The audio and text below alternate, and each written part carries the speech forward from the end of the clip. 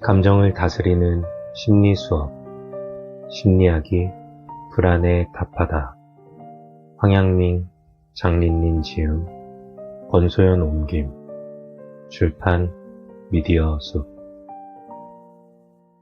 감정의 불안. 감정은 왜 불안에 영향을 줄까? 불안은 자기 의심에서 온다. 불안과 맞서 싸울 때 마음 깊은 곳에서 이런 목소리를 들어본 적이 있는가? 난 안 돼. 난 부족해. 난 못해. 자기 의심은 불안의 핵심이다. 자기 의심이 마음속에서 일어나면 머릿속에 두려움이 가득 차고 불안의 소용돌이에 빠진다. 손발도 꽁꽁 묶여 결국에는 백기를 들고 항복할 수밖에 없다. 어떻게 해야 자기 의심에서 벗어나고 불안을 떨쳐낼 수 있을까? 풀원 대학교에서 강의할 때 학생들에게 종이를 꺼내 자신이 평소에 가장 자주 하는 말을 적고 그 말이 자신의 인생과 어떤 관계가 있는지 생각해 보라는 과제를 낸 적이 있었다. 그날 수업이 끝난 후 A 학생이 내게 메일을 보내왔다. 평소에 자주 하는 말을 써보라고 하셨을 때 가장 먼저 떠오른 말은 난 안 돼였습니다. 제 잠재의식은 부인하고 싶었지만 사실이었죠. 인턴십 할 때 담당자가 제게 새 업무를 주면 안 돼요. 한 번도 해본 적이 없는 일이에요. 라고 말했습니다. 친구들이 새로운 것을 해보자고 할 때도 너희들끼리 해. 난 잘 못해. 라고 말했습니다. 가족들이 제게 사회생활 좀 하라고 권하면 나도 그러고 싶지만 나를 좋아하는 사람이 없을 것 같아. 라고 말했습니다. A 학생은 부족한 점이 전혀 없는 젊은이였지만 난 안 돼라는 단 한마디로 자기 의심과 자기 부정에 빠져버렸다. 우리는 왜 자기 의심에 빠질까? 어떻게 해야 자신을 믿을 수 있을까? 그 문제를 생각하던 중에 개인적으로 좋아하는 명언이 떠올랐다. 심리학자 게이 핸드릭스의 말이다.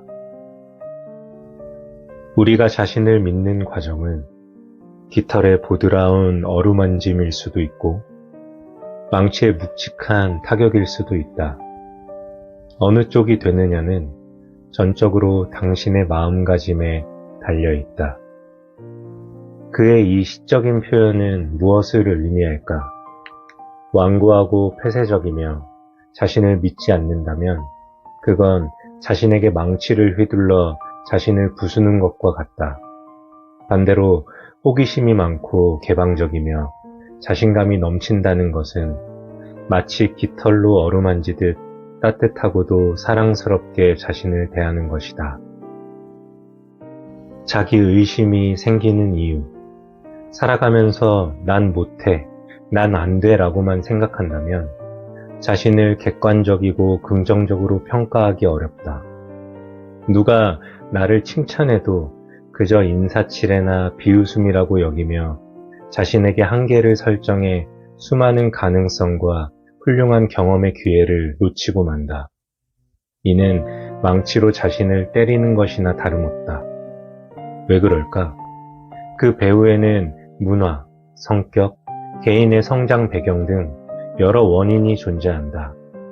문화적 요인을 짚어보자. 겸손을 중시하는 동양 문화에서는 개인의 성장을 유도할 때 억압이나 비난 등의 방법으로 불안 심리를 유발해서 독려하는 경우가 많다. 타인 앞에서 자녀를 칭찬하기는커녕 결점을 들추며 다른 집 아이와 비교하는 것처럼 말이다. 외재적인 평가 방식은 내재적인 평가 방식에 영향을 준다. 이렇게 부정적으로 독려받는 시간이 길어지면 아이는 자신이 훌륭하지 못하다고 생각한다. 이와 달리 서양은 격려와 칭찬에 더 적극적이다. 나는 초등학교 6학년 때 미국으로 건너갔는데 숙제를 제대로 할 수 없었다. 하지만 선생님은 엉망진창인 내 숙제에 베리 굿이라는 평가를 주었다. 사실 베리 굿은 잘하지 못했을 때 받는 평가이고 정말 잘했다면 excellent나 brilliant, exceptional 등의 표현을 쓴다는 것을 나중에 알았다. 하지만 선생님께 칭찬을 받아 신이 난 나는 낯선 타지에서 느낄 법한 두려움과 자괴감을 겪지 않을 수 있었다. 살면서 불행히도 망치의 타격을 자주 받는다면 가면 증후군에 걸릴 확률이 높아진다. 1978년 미국 심리학자 폴린 로즈 클랜스와 수잔 임스는 이뤄낸 성취, 처한 상황, 타인의 인정과 관심을 소유할 자격이 없다라고 여기는 현상을 가면 증후군이라고 정의했다. 이 증상이 있는 사람은 자기 의심에 빠질 수 있다. 그들은 다른 사람에게 칭찬을 받아도 자신은 사실 그렇게 뛰어나지 않으며 칭찬한 사람이 자신에게 속고 있을 뿐이라고 여긴다. 그들은 자신이 충분한 능력이 있어서가 아니라 타인의 도움, 믿을 수 없을 정도로 좋았던 행운 등 외부 환경 덕분에 성공했다고 생각한다. 하지만 자신이 똑똑하지 않고 능력이 없다는 생각은 거짓된 감정이다. 자신은 그렇게 부족한 사람이 아니다. 어떻게 해야 거짓된 감정을 떨쳐내고 자기 의심에서 벗어나 자신을 빛낼까? 다음에 소개할 두 가지 방법, 5초의 법칙과 미래의 나 상상하기를 시도해보자. 방법 1. 5초의 법칙. 5초의 법칙은 미국 베스트셀러 작가 멜 로빈스가 제안했다. 그녀는 자신의 경험을 바탕으로 의심과 두려움을 느끼거나 스트레스를 받을 때 또는 해야 할 일을 미루고 싶을 때 1부터 5까지의 숫자를 거꾸로 세면 즉각 행동할 수 있다고 소개했다. 멜 로빈스는 사람들이 대부분 생각만 하며 시간을 흘려보낸다고 여겼다. 어떤 일을 긴 시간 들여 생각만 한다면 결국 그 일을 끝내지 못할 가능성은 커진다. 이 부분은 어른들이 어린이들을 보고 배워야 한다. 일전에 아이들과 함께하는 행사에 간 적이 있었는데 진행자가 질문하면 모든 아이가 대답하고 싶어 안달이 난 것처럼 바로 팔을 쭉쭉 뻗어 손을 들었다. 한 번은 아이들이 답을 알 리가 없는 문제를 냈는데 한 아이가 손을 번쩍 들었다. 이 문제의 답을 모를 텐데 왜 손을 들었지? 그 아이가 천진난만하게 대답했다. 선생님은 답을 알잖아요. 그래서 일단 손을 들었어요. 만약 제가 지명되면 선생님이 바로 답을 알려주실 거잖아요. 그 아이의 대답에 나는 웃음이 절로 나왔다. 사실 생각이 많아지면 정말 충동이 억제되기도 한다. 그래서 홈쇼핑 등 온라인 플랫폼에서는 시간과 물량을 제한하는 행사를 실시해 고객의 충동 쇼핑을 유도하기도 한다. 그들에게 생각할 시간을 너무 많이 주면 변심할 수 있기 때문이다. 멜 로빈스는 테드 강연에서 5초의 법칙을 장려했다. 친구가 되고 싶은 사람을 봤다면 바로 다가가서 인사하세요. 어떤 방식으로 말을 걸지, 상대가 거절하면 어떻게 할지 따위는 생각할 필요 없습니다. 지금 바로 행동하세요. 그게 맞습니다. 온라인에서 처음으로 1만여 명을 대상으로 라이브 방송을 진행한 적이 있었다. 나는 이 방송을 앞두고 걱정이 앞섰다. 할 말이 떠오르지 않거나 참여자가 꼬리를 물고 질문을 해대는데 대답하지 못할까봐 두려워서 도망치고 싶은 심정이었다. 하지만 5초의 법칙을 떠올리고는 5에서 1까지 세면서 마음을 진정한 후 준비한 강연을 훌륭하게 마칠 수 있었다. 5초의 법칙은 목표에 집중하도록 도와준다. 잘만 활용하면 자기 의심과 두려움에서 벗어나고 해야 할 일에 집중해 자기 의심, 우유부단, 미루기 등 나쁜 습관을 고칠 수 있다. 방법 2. 미래의 나를 상상하기. 미래의 나를 상상하는 것도 좋은 방법이다. 미래의 나를 이용해 지금의 나를 이해하고 성장의 힘을 믿어보자. 5년 또는 10년 후 내가 맞은편에 서 있다고 상상한다. 미래의 나는 지금의 내가 직면한 일을 어떻게 생각하고 어떤 행동을 할까? 실력을 갈고 닦아 한층 성장한 미래의 나는 자신감과 에너지가 넘칠 것이다. 지금의 내가 미래의 나와 함께 공경을 이겨낼 수 있다고 믿어보자. 나는 어린 시절 미국으로 간 지 얼마 되지 않았을 때 말이 통하지 않아 친구를 사귈 수 없어 힘들고 무료한 시기를 보냈다. 그나마 마블 코믹스의 만화 영화를 즐겨보았는데 그 중에서도 스파이더맨을 보는 것이 최고의 즐거움이었다. 한 번은 버스를 잘못 탔는데 주변 환경도 낯설고 사람들에게 길을 물어볼 담력도 없어서 잔뜩 겁에 질렸었다.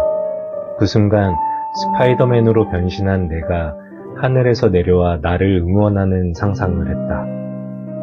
Yes, you can. 내가 스파이더맨으로 변신한 상상은 신기하게도 정말 나에게 힘이 되었다. 난 용기를 내서 서툰 영어로 길을 물었고 마침내 안전하게 집으로 돌아왔다. 이런 상상을 가볍게 여겨서는 안 된다. 성장한 후의 자신을 상상하고 미래의 나와 유대감을 갖는 것만으로도 더 큰 믿음이 생기고 용기와 힘을 낼 수 있다. 선택의 불안. 크고 작은 선택 앞에서 늘 후회하는가? 막막하면 쉬운 일부터 해라. 누구나 막막함을 느껴봤을 것이다. 10대 청소년은 무엇을 위해 힘들게 공부하는지 알 수 없어 막막하다. 사회에 발을 들여놓은 20대는 자신이 도대체 뭘 좋아하고 뭘 잘하는지 몰라 막막하다. 30대에 들어서면 조금 더 성숙해지고 막막함과는 작별할 줄 알았지만 안타깝게도 여전히 그대로다. 왜 인생의 단계마다 막막함을 느낄까? 어떻게 해야 막막하지 않을까?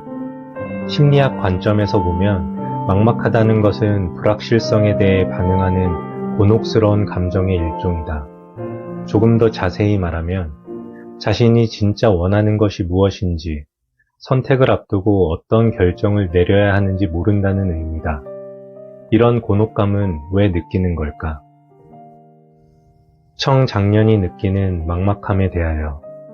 막막함을 느끼는 이유는 많다. 급변하는 사회를 따라갈 수 없을 것 같거나 자괴감에 빠지고 자신감이 결여된 경우가 그렇다.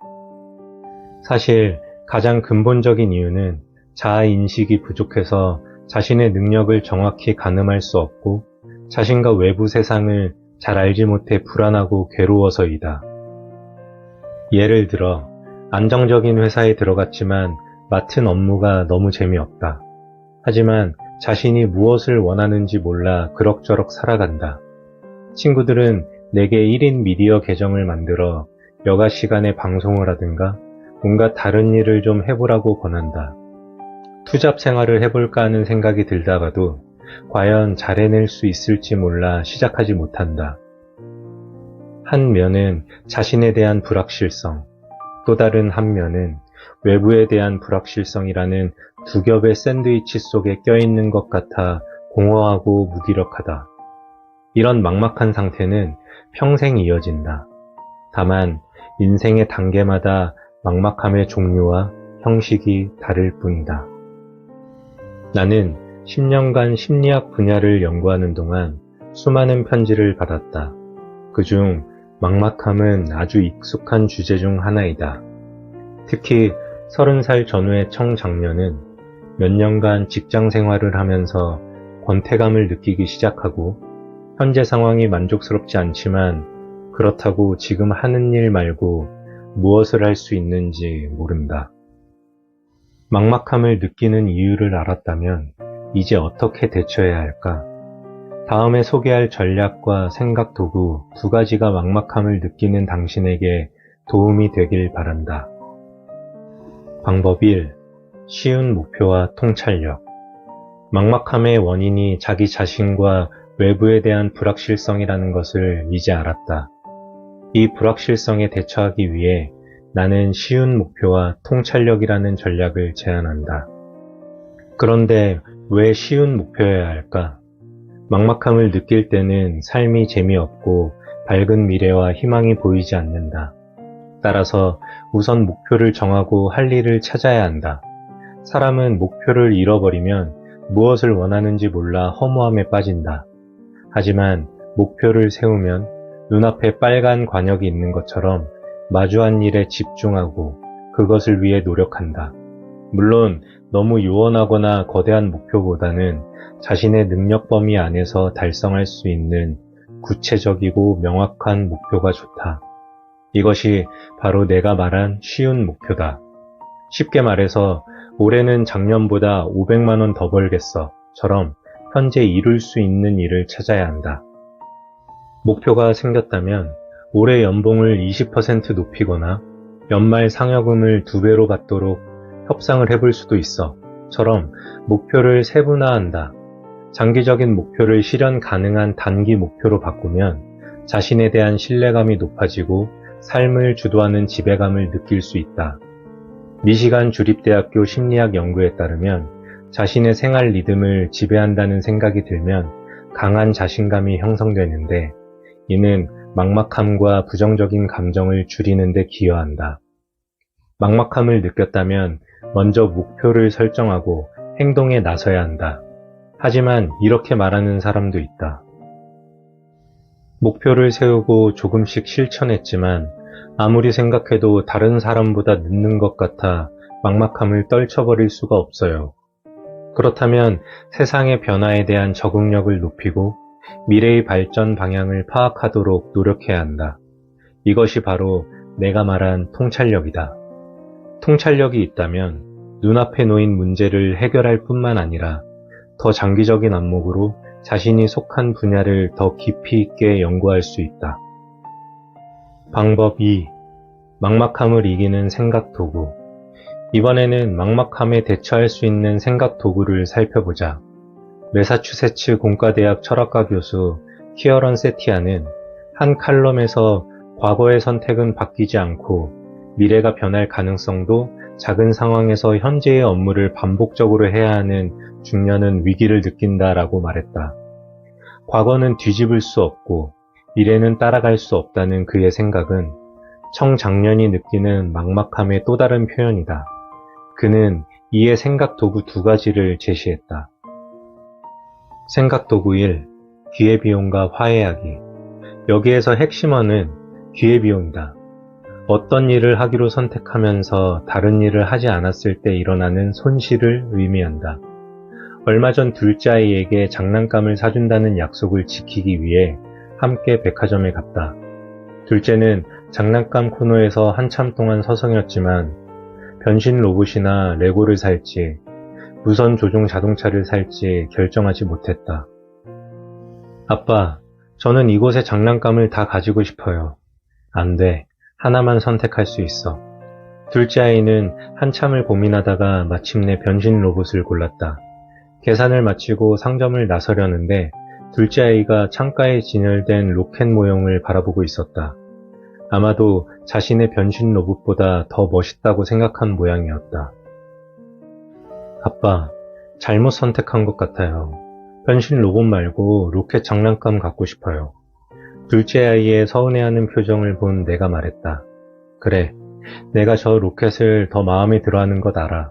하지만 변신 로봇을 샀으니 바꿀 수 없단다. 게다가 우리는 오늘 한 개만 사기로 약속했잖니. 로켓을 사고 싶다면 다음 기회까지 기다려야 한다. 둘째는 더 떼쓰지 않았지만 집으로 돌아온 후 얼굴을 잔뜩 찌푸리고는 변신 로봇을 쳐다보지도 않았다. 오랜 시간 고민 끝에 한 선택이 틀렸다는 것을 깨달았어도 스스로 한 결정이기 때문에 받아들일 수밖에 없는 경험은 누구나 다 있다. 실망한 둘째를 보니 약속을 깨고 로켓을 하나 더 사주고 싶었다. 하지만 7살짜리 아이를 순간 기쁘게 해주는 것보다 선택의 무게감과 결과를 감당할 필요성을 가르쳐주는 것이 더 중요할 것 같았다. 어른도 마찬가지다. 과거의 선택이 아쉽더라도 마음에 담아 두지 않는 법을 배워야 한다. 잘못된 선택을 했더라도 인생은 그것 때문에 무너지지 않는다. 생각 도구 2. 존재 가치가 있는 일 하기. 과거와 화해하고 눈앞의 현실로 돌아왔지만 여전히 일이 무료하고 의미 없게 느껴진다면 어떻게 해야 할까? 키어런 세티아는 두 번째 생각 도구로 존재 가치가 있는 일을 많이 하라고 조언했다. 철학적으로 들리겠지만 쉽게 말하면 삶의 의미를 느끼고 자아 성장을 할 수 있는 일을 많이 하라는 의미다. 노인 심리학 연구를 할 때 어르신들을 많이 만나볼 수 있었는데 건강하고 원기가 왕성한 어르신은 대부분 하나 이상의 취미 활동을 하고 있었다. 오랜 시간 기업에서 임원으로 일했던 한 어르신은 요가를 20년 동안 했다. 대학 교수 출신의 한 분은 요리가 취미였는데 양식 요리 솜씨가 미슐랭 추천 레스토랑의 셰프 못지 않았다. 그들은 하나같이 취미 활동이 얼마나 큰 활력이 되는지 알려주었다. 일이나 삶이 뜻대로 되지 않을 때 그들은 좋아하는 일을 하며 자아 가치를 발견했다. 이는 키어런 세티아의 제안과 같다. 우리도 여가 시간에 취미 활동을 하며 반복적인 업무 때문에 생기는 공허감을 이겨내보자.